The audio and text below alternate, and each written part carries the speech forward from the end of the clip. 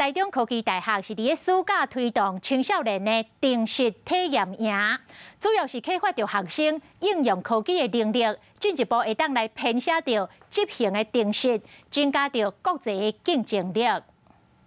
老师一步一步透过定时语言，带5专1年啊熟悉 microbit。啊，若唔通看这晶片无点，这晶片会让设计真侪定时，亲像导尖和赛车等等。那在永续村里面，很多的生态的保护啦，或水资源保护，我们都可以透过这个游戏的方式来传播这样的一个讯息。这摆体验营嘛，请台中科技大学科技英文师资培训的学长学姐来做讲师。